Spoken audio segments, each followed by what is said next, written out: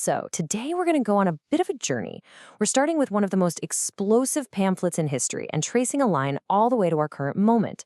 You see, it's a story about how an idea that sparked a revolution was, well, it was censored, and how that same pattern might be playing out right now, revealing this kind of unseen battle for the very soul of America. Okay, so let's just dive right in with a modern day puzzle. On one side, you have Chief Justice John Roberts, a conservative, quoting Thomas Paine. And on the other, you've got Representative Jamie Raskin, a progressive, who wants to build a memorial to the guy. It's a really strange consensus that kind of makes you wonder, right? What did Paine actually say that lets both sides claim him as their own?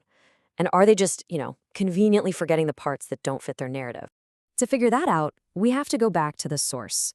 Way back to 1776, to the actual words that set the colonies on fire and, frankly, terrified the very men who were supposed to be leading the charge for independence. Now, you've probably heard in a textbook that 500,000 copies were sold. The reality was probably closer to 75,000, which for the time was still an absolutely staggering number. But its real power wasn't just in the sales. See, a single copy, read out loud in a tavern or printed in a newspaper, could do the work of 100. It just embedded Paine's ideas deep into the public conversation. What's so amazing here is how Paine frames his argument. He didn't just go after King George III.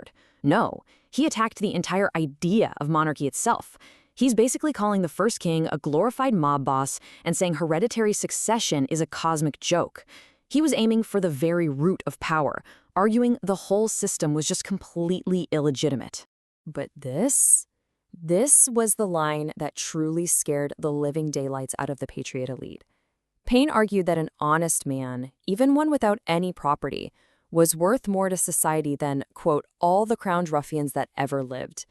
Now, in a world where your political power was tied to how much land you owned, this was a democratic bombshell.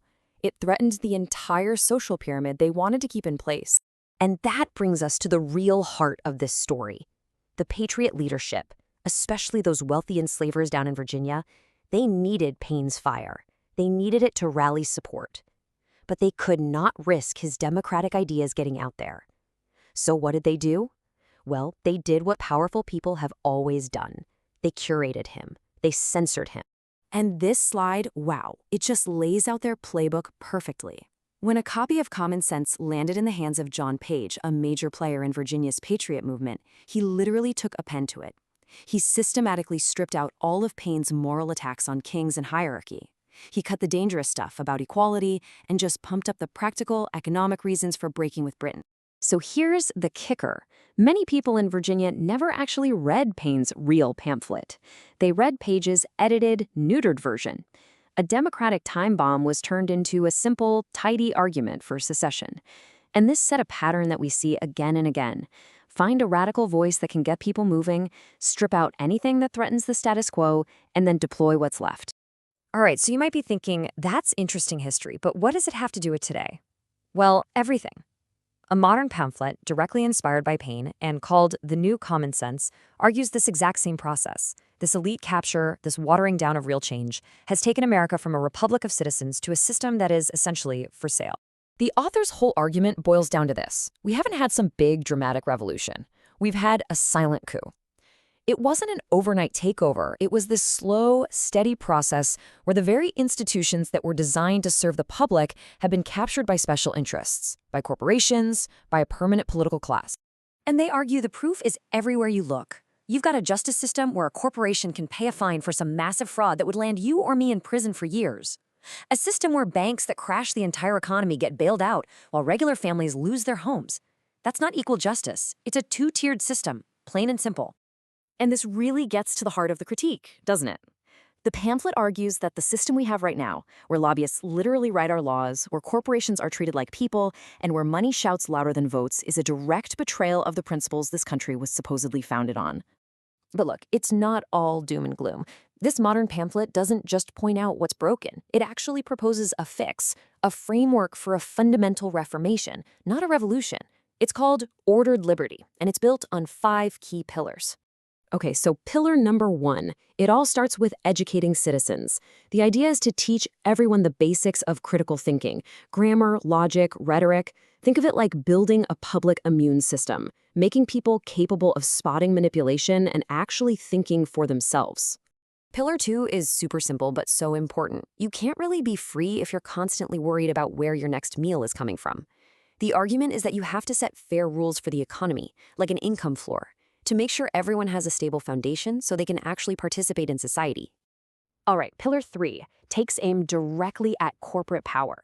It proposes we legally redefine corporations as what they were supposed to be in the first place, tools that serve the public, not persons with constitutional rights. This means limiting their size and even revoking their charters if they break the public trust. And pillar 4, this one is a real game changer. It's about bringing power back to the people, literally. Instead of relying only on professional politicians, who are so easily captured by donors, the idea is to use citizen assemblies. It's like jury duty, but for making policy. Everyday people are chosen by lottery, they're given the facts, and then they're empowered to make decisions on big issues. And last but not least, pillar 5, making it stick. Because what's the point of all these reforms if they just get rolled back the second nobody's looking? The framework has to be protected by a constitutional amendment so it becomes a durable inheritance for the next generation. Now, the author is really clear about this. This isn't meant to be the one and only solution. It's a blueprint. It's a conversation starter designed to get us thinking seriously about what deep structural change, not just tinkering around the edges, could actually look like. And all of this, it brings us right back to where we started. Back to that fundamental tension that Thomas Paine embodied, and to a question that his life really poses to all of us today. So on one side, you've got Benjamin Franklin, a man of comfort, of the establishment. He famously said, "Where liberty is, there is my country." It's a statement of belonging, right? My country is the place where freedom already exists. But then you have Paine, who just flips that idea completely on its head. He said, "Where liberty is not, there is mine." See, his loyalty wasn't to a flag or some institution. It was to the struggle itself.